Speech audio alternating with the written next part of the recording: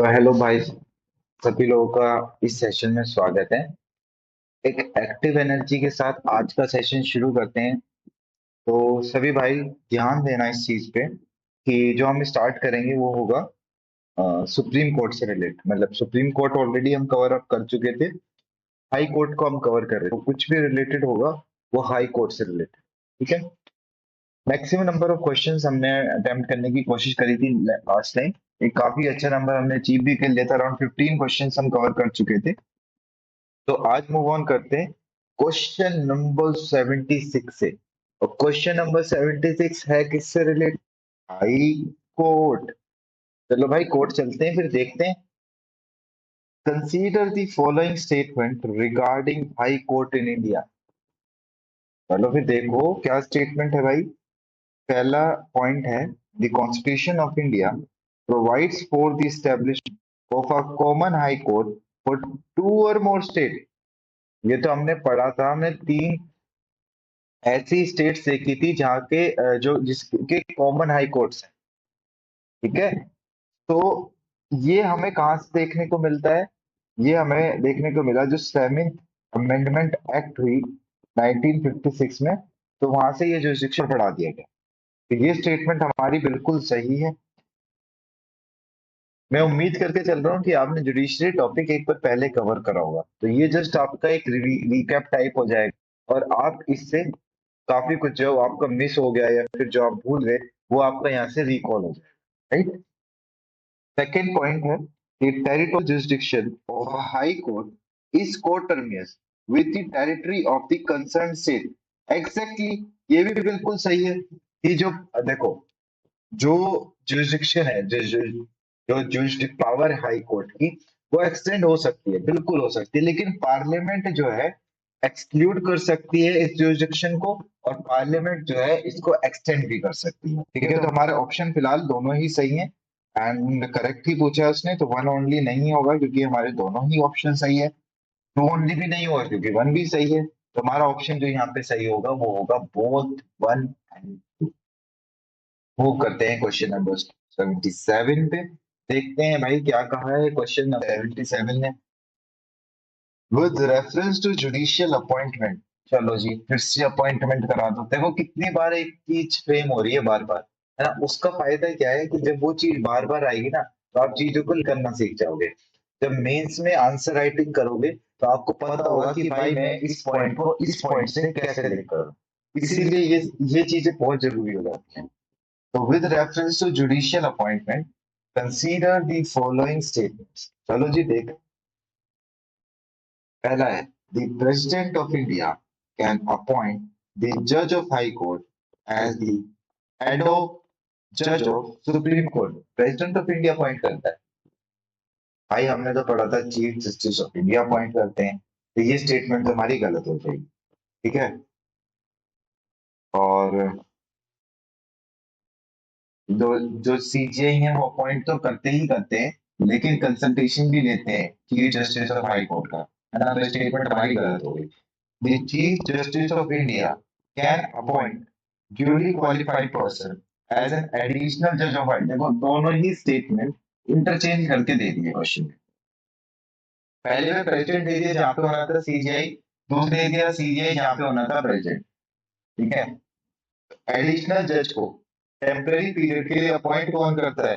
President appoint करता है। तो ये स्टेटमेंट भी हमारी गलत हो गई एंड दोनों ही स्टेटमेंट गलत हो गई। ये तो धोखा कर गया हमारे साथ।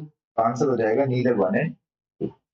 आई होप क्लियर होगा आंसर क्यों है, क्योंकि जो हमारे चीफ जस्टिस ऑफ इंडिया है वो ही हेड ऑफ जज को अपॉइंट कर सकते हैं एज जज ऑफ सुप्रीम हेड ऑफ जज of supreme court with consultation from CJ of high court. Right. और जो हमारे प्रेसिडेंट हैं वो अपॉइंट करते हैं एक क्वालिफाइड पर्सन को एज एन एडिशनल जज for a specific course for a specific time period, should not exist more than 2 years। Okay. तो क्वेश्चन नंबर 78 पे मूव करते हैं। क्वेश्चन नंबर 78 हमारा कहता है, with reference to transfer of high court जजेस। चलो जी अब ट्रांसफर भी कम करवा देते हैं इनका। अपॉइंट हो गए, सैलरी आ गई, थोड़ा सा ट्रांसफर भी देख लेते हैं। तो जब हम बात कर रहे हैं इनके ट्रांसफर्स की, सबसे पहला पॉइंट है the president only after the consultation with government of the respective state can transfer a judge of one high court to another in public interest। भाई ये गवर्नर कहाँ से आ गया बीच में? गवर्नर की तो कोई बात ही नहीं है। देखो अब क्लियर, थोड़ा सा क्लियर होगा, आप थोड़ा जूम इन कर दिया मैंने इसको। गवर्नर की तो कोई बात ही नहीं है, यहाँ पे होना चाहिए था सीजेआई, सीजे भी नहीं, CJI, chief justice of India. तो ये स्टेटमेंट हमारी पहली गलत हो गई। क्वेश्चन में पूछा है करेक्ट, तो वन तो नहीं सही है, ना ही बोथ वन एंड टू। तो हमारे पास आ बची 50-50 की लाइफ लाइन, मैंने आपको एक फ्री लाइफ लाइन दे दी। अब question number 2, the transfer of जजेस is not subject to judicial review and hence can not be challenge in court. किसने कहा? भाई आर्बिट्रेरीनेस को चेक करने के लिए ये जो ट्रांसफर ऑफ जजेस है ये एक सब्जेक्ट है जुडिशियल रिव्यू का, ठीक है। और ये पहले 1994 में इससे रिलेटेड केस आया, फिर 1997 में भी इससे रिलेटेड केस आया था, ठीक है। लेकिन इसको कौन चैलेंज कर सकता है? जिस जज का ट्रांसफर हुआ है। मान लो मैं एक पर्टिकुलर हाई कोर्ट का जज था, मेरे को ट्रांसफर कर दिया एक ऐसे जगह जहां पे कुछ भी नहीं है, ठीक है, और कि एक सिर्फ पर्सनल कोर्स के लिए मेरा ट्रांसफर करा दिया, तो मैं इसको चैलेंज कर सकता हूँ फॉर जुडिशियल रिव्यू। तो ये हमारी स्टेटमेंट टू भी गलत लगती नजर आ रही है। हाँ, स्टेटमेंट टू भी हमारी गलत हो गई। तो उसने तो हमसे पूछा था करेक्ट करेक्ट करेक्ट करेक्ट, तो हमारे दोनों ही ऑप्शन, हमारे दोनों ही आंसर गलत है, तो आंसर हो जाएगा नीदर वन। मूव ऑन करते हैं नेक्स्ट क्वेश्चन पे 79। With respect to supervisory jurisdiction, जी थोड़ा सा देख लेते हैं सुपरवाइजरी जुरिस्डिक्शन के बारे में of high court. Consider the following statements.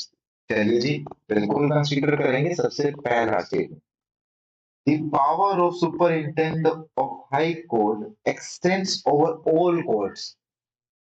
Mention कर दिया एक्सेप्ट मिलिट्री, तो हो जाएगा सही। अगर यहाँ पे ये लिख देता ऑल कोर्ट और ये वाली स्टेटमेंट नहीं दी होती इसे, ठीक है, मान लो ये वाली स्टेटमेंट उसने दी होती, ठीक है, अगर ये एक्सेप्ट मिलिट्री वाली स्टेटमेंट नहीं दी होती तो हमारा ये जो आंसर होता ये हो जाता गलत, फिर हमारा ये आंसर गलत हो जाता। लेकिन अभी उसने एक्सेप्ट मिलिट्री वाली स्टेटमेंट दी हुई है ना, उसने एक्सेप्ट मेंशन कर दिया तो हमारा आंसर हो गया सही। सेकंड पॉइंट पे आते हैं। The jurisdiction however comes only on the application of a party and cannot be taken by court on its own। भाई ऐसा कहाँ लिखा हुआ है? जो हाई कोर्ट है वो किसी भी जुरिस्डिक्शन को, मतलब किसी भी एप्लीकेशन को अपने आप उठा के भी जुरिस्डिक्शन रखता है, जिसको कहते हैं सू मोटो। सू मोटो का प्रिंसिपल आप लोगों ने पढ़ा होगा, तो उसका मतलब यही तो है, ऑन इट्स ओन। जरूरी नहीं है कि एप्लीकेशन हो उसी पार्टी का। तो ये स्टेटमेंट हमारी हो गई गलत। स्टेटमेंट थ्री पे, मतलब कि अभी तक सिर्फ हमारी सेकंड, जहां पे टू दिखे वो काट दो। फिर से हमारे पास बची 50-50 की लाइफ लाइन। ये 50-50 की लाइफ लाइन बहुत आती है। The High Court deals with the appointment, transfer, posting of all judges within the state। क्या हमने ऐसा पढ़ा था? ऐसा तो हमने कुछ भी नहीं पढ़ा, तो ये हमारी स्टेटमेंट हो जाएगी गलत। एंड क्योंकि थर्ड भी गलत हो गई तो हमारा आंसर आएगा वन, ठीक है।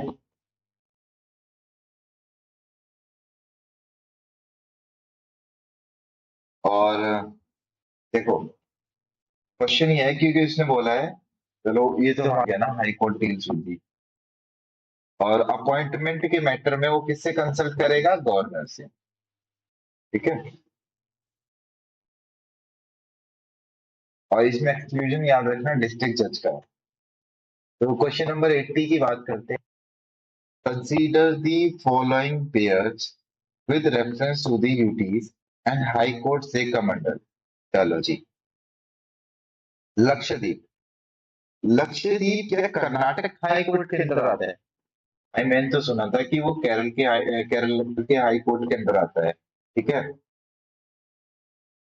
और लक्षद्वीप ने मतलब कि प्रोसेस स्टार्ट कर दिया है कि लक्षद्वीप जो है अब कर्नाटक के हाई कोर्ट के अंडर है। ठीक है। पुडुचेरी, पुडुचेरी मद्रास हाई कोर्ट के अंदर आता है। ठीक है। ये सिर्फ दिल्ली एक ऐसी यूटी है जिसका अपना हाई कोर्ट है। ठीक है। तो पुडुचेरी जो है मद्रास के हाई कोर्ट के अंदर आता है। भाई पुडुचेरी पुडुचेरी का नहीं है, क्योंकि हमने पढ़ा है कि सिर्फ दिल्ली ही एक ऐसी यूटी है जिसका अपना हाई कोर्ट है। तीसरा आ गया अंडमान एंड निकोबार आइलैंड, और उसको उसने कनेक्ट कर दिया मद्रास से। आई नहीं, अंडमान एंड निकोबार आइलैंड जो है वो कोलकाता हाई कोर्ट के अंदर आता है। तुम्हारी स्टेटमेंट भी गलत, स्टेटमेंट टू भी गलत, स्टेटमेंट थ्री भी गलत, अच्छा स्टेटमेंट फोर भी है। तो भाई वन भी गलत है, टू भी गलत है और थ्री भी गलत है। ऑटोमेटिकली आंसर फोर सही हो जाएगा। ठीक है। Dadar and Nagar Haveli hills Bombay high court के जिसमें, ठीक है। ये लक्षद्वीप वाला शायद आपके माइंड में कंफ्यूजन क्रिएट कर सके। पहले ये केरला में ही आता था, लेकिन अभी इन्होंने प्रोसेस स्टार्ट कर दिया है कर्नाटक के लिए। ठीक है। तो कंफ्यूज मत होना उस पार्ट। स्टार्ट मूव ऑन करते हैं क्वेश्चन नंबर 81 पे।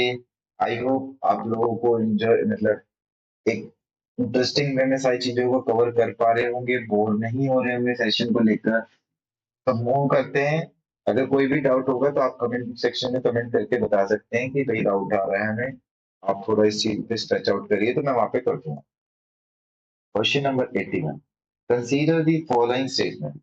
चलो जी, हाई कोर्ट ही देख रहे हैं तो एक स्टेटमेंट और सही। The investigation committee of the parliament for the removal of judges of high court should consist a distinguished jurist as a member। पढ़ा तो था हमने कि डिस्टिंग्विश्ड जूरिस्ट भी उसका मेंबर होगा, तो ये स्टेटमेंट हो जाएगी बिल्कुल सही। ठीक है। अच्छा, इसमें और कौन कौन होंगे? सुप्रीम कोर्ट के जज होंगे या सीबीआई होंगे, चीफ जस्टिस होंगे कोर्ट के, और डिस्टिंग्विश्ड जूरिस्ट होंगे। जस्ट अभी इससे पहले वाले क्वेश्चन में सेम चीज रेफर करी थी। The second है, the only grounds for the removal of judges of high court is the violation of constitution। भाई वायलेशन के साथ साथ मिसबिहेवियर भी तो है, इनकैपेसिटी भी तो है। तो ओनली ग्राउंड एब्सोल्यूट स्टेटमेंट बताया था 80 टू 90%, 70 टू 80, 70 टू 90% केसेस में आप कह रहे हो कि एब्सोल्यूट स्टेटमेंट गलत ही देखने को मिलेगी, है ना। तो वायलेशन ऑफ कॉन्स्टिट्यूशन एक अकेला ग्राउंड नहीं है, there are other grounds to misbehaviour and capacity. तो ये स्टेटमेंट हमारा हो जाएगा गलत। Statement three, the strength of a high court is determined by parliament. Parliament determine करता है? भाई मैंने तो सुना था कुछ प्रेसिडेंट डिटरमाइन कर। ठीक है। तो ये स्टेटमेंट हो जाएगी, क्योंकि जो कॉन्स्टिट्यूशन है वो हाई कोर्ट की स्ट्रेंथ को डिफाइन नहीं करता है, it is the president state की रिक्वायरमेंट के हिसाब से उसकी स्ट्रेंथ को डिफाइन करते हैं। तो ये स्टेटमेंट हमारी गलत हो जाएगी। स्टेटमेंट टू और थ्री काट दो, जहां पे भी टू दिखे और थ्री दिखे काट दो, तो हमारा ऑप्शन आ जाएगा वन एंड वन ओनली, और वन हमने देख ही लिया। तो मूव करते हैं क्वेश्चन नंबर 82 पे। ठीक है। फिर हाई कोर्ट से रिलेटेड स्टेटमेंट देखो, देखो पूरा आपका हाई कोर्ट कवर हो जाएगा यहाँ पे। कितने क्वेश्चन है हमारे हाई कोर्ट पे? 89 क्वेश्चन है हमारे हाई कोर्ट पे, और हमें अभी 82 पे। कोई नहीं, 7 क्वेश्चन हो रहे हैं फिर खत्म हाई कोर्ट। फिर मूव करेंगे सबऑर्डिनेट कोर्ट्स पे, हाँ लोअर जुडिशियरी। तो with reference to high court of India consider the following statement. चलो जी कंसीडर कर लेते हैं। The institution of high court, the institution of high court originated in India in 1862। बिल्कुल सही भाई ये। ठीक है। 1862 में ही ये ओरिजिनेट हुआ था। फोर्ट विलियम, जिसको आप कहते हैं हाई कोर्ट कैलकाटा, तो वही था, ये ओरिजिनेशन था इसका 1862 से ही हुआ था। ठीक है। It is mandatory for every state in India to have high court with a constitutional status. Yes, अगर हमने पार्ट 6 पढ़ा है इंडियन कॉन्स्टिट्यूशन का, तो वो यही कहता है। और पार्ट 6 का जो आर्टिकल 240 यही तो कहता है there shall be a high court, है ना। तो ये स्टेटमेंट भी हमारी बिल्कुल सही है। मूव करते हैं question number 3, the territorial jurisdiction of a court is court देखो सेम स्टेटमेंट हमने पढ़ी थी अभी, हमने जब 7th अमेंडमेंट एक्ट 1956 को देखा था, तो उसमें यही चीज तो पड़ी थी, तो ये स्टेटमेंट तो हमारी ऑटोमेटिकली सही हो गई। 1, 2 एंड 3 जिसमें है, तो इसमें 1, 2 नहीं है, इसमें 1 नहीं है, इसमें 2 नहीं है, तो हमारा आंसर बचा 1, 2 एंड 3, और ऑटोमेटिकली हमारा ऑप्शन नंबर 4 होगा, वो गलत होगा। लेकिन हमें तो रीजन देखना है गलत क्यों है, तो देख लेते हैं। The jurisdiction and powers of a high court cannot be curtailed in any case by the part of India or the state legislature. High parliament हो चाहे स्टेट लेजिस्लेचर हो, वो इनकी पावर को कर्टेल कर सकता है। ठीक है, आज तक ऐसा नहीं है, और कॉन्स्टिट्यूशन में ऐसे स्पेसिफिकली मेंशन भी नहीं है कि किस किस बेसिस पे, लेकिन कर सकते हैं। तो ऑप्शन नंबर 4 इसलिए हमारा गलत है। मूव करते हैं ऑप्शन नंबर 83 पे। 83 क्वेश्चन कहता है कि जो 7th अमेंडमेंट एक्ट 1950, अभी यही एक्ट तो पढ़ी थी अभी हमने, कि भाई जो 7th अमेंडमेंट एक्ट है 1956 की, authorises the parliament to establish common high court for 2 or more states. Exactly article number 230 refer करो यहाँ पे। जब आप आर्टिकल नंबर 231 को रेफर करोगे तो पता लगेगा कि जो 7th अमेंडमेंट एक्ट है 1950, वो पार्लियामेंट को कॉमन हाई कोर्ट, दो ये दो से अलग, देखो हमने अभी कॉमन हाई कोर्ट का क्वेश्चन भी करा था, राइट। तो ये हमारी स्टेटमेंट बिल्कुल सही हो जाएगी। तो मतलब कि 1 से, मतलब इसमें तो अभी कोई लाइफ लाइन ले ही नहीं सकते। सेकंड स्टेटमेंट पे आ जाओ। There are currently 7 high court in India having jurisdiction over more than 1 state. 7 high court है जिसके jurisdiction जो है मोर देन 1 स्टेट। भाई बिल्कुल, ये स्टेटमेंट भी हमारी सही है। टोटल हाई कोर्ट्स कितने हैं? 25। ठीक है, न्यूली एडेड, जो नया ऐड हुआ अभी रिसेंटली में जो ऐड हुआ है, वो आंध्र प्रदेश का हाई कोर्ट है। ठीक है, और 7 हाई कोर्ट ऐसे हैं जिनका कंट्रोल जो है अलग अलग उस पे है, मतलब कि मोर देन 2 पे है। तो क्या स्टार्ट करें उनको पढ़ना ही पर? एक बार 7 हाई कोर्ट देख लेते हैं, ताकि आपको यहाँ पे क्लेरिफिकेशन से मिल जाए। तो start करते हैं, 7 हाई कोर्ट को हम यहाँ पे लिख लेंगे। पहला है हमारा J&K and Ladakh high court.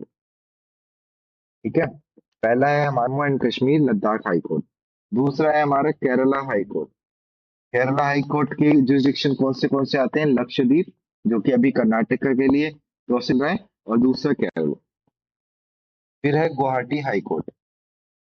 अगर हम गुवाहाटी हाई कोर्ट की बात करें, तो इसका जुरिस्डिक्शन आता है असम, मतलब नॉर्थ ईस्ट स्टेट्स में देखेंगे, असम असम, नागालैंड, मिजोरम, अरुणाचल प्रदेश। ठीक है, तो जम्मू एंड कश्मीर देखा हमने, केरल देखा, गुवाहाटी हाई कोर्ट देखा हमने। देखते हैं Madras high court. Madras high court Tamil Nadu and Pondicherry, और जुरिस्डिक्शन की बात कर रहे हैं हम यहाँ पे। फिर आता है Kolkata high court, West Bengal, and एक अभी हमने अभी जस्ट इससे पहले क्वेश्चन करा था, Andaman and Nicobar island Kolkata high court का पार्ट था।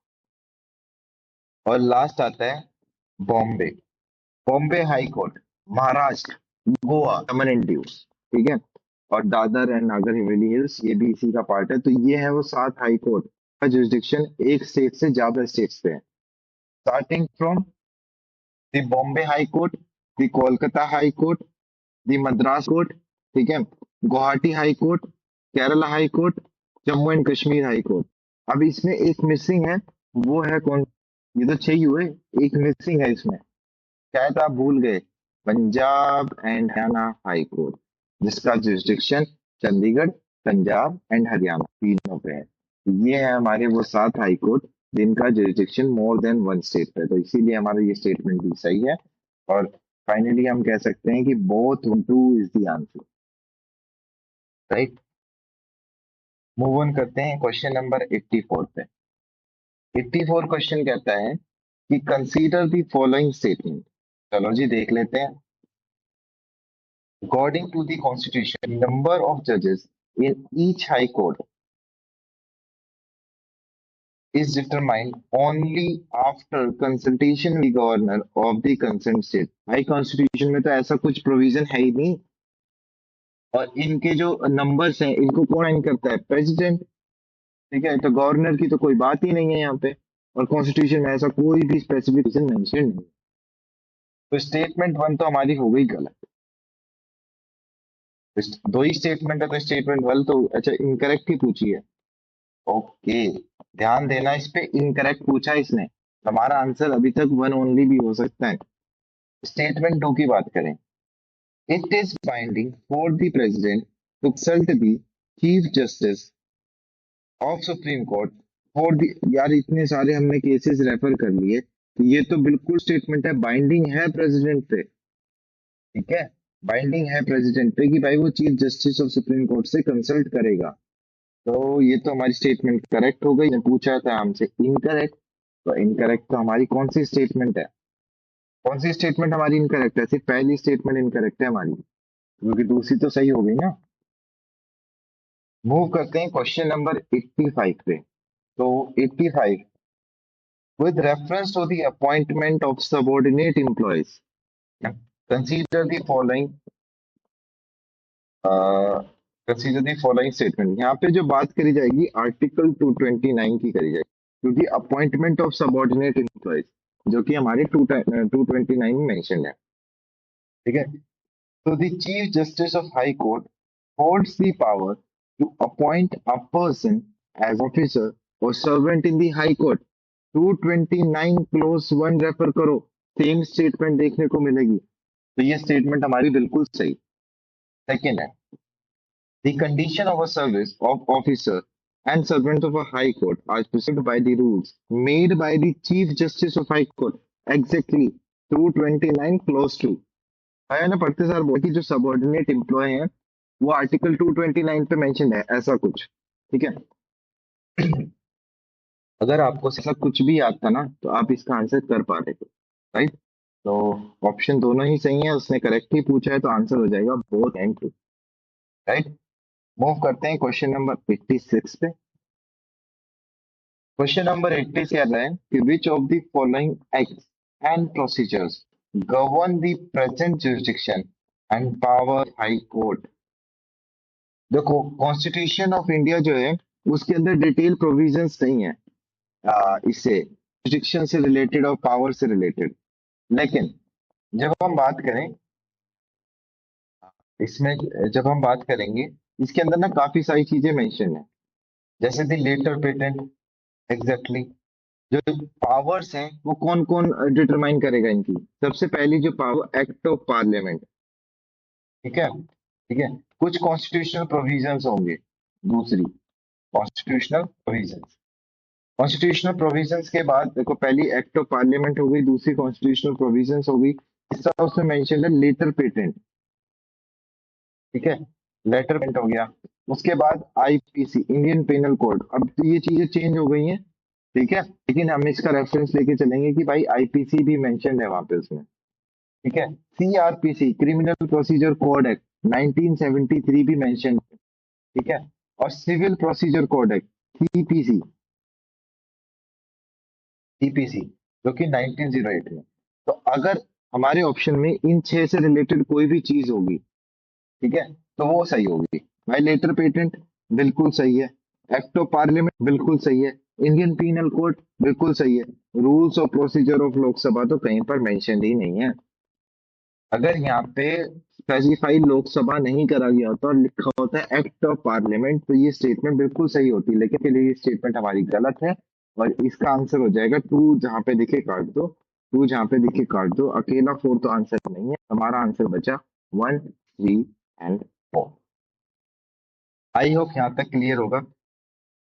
हमारे तीन ऑप्शंस रह गए, फिर तीन क्वेश्चंस रह गए, फिर लोअर जुडिशरी हमारा स्टार्ट हो जाएगा। तो खत्म करते हैं इनको, 87 पे आ गए हैं। 87th question. Consider the following statement reference to the tenure of high court judges. चलो हाई कोर्ट जजेस का टेन्योर भी देख लेते हैं। द कॉन्स्टिट्यूशन, भाई कॉन्स्टिट्यूशन ने तो कुछ भी नहीं बोला है ना, तो स्टेटमेंट वन तो हमारी वैसे ही गलत हो गई। द हाई कोर्ट जज can resign by writing the chief justice of India.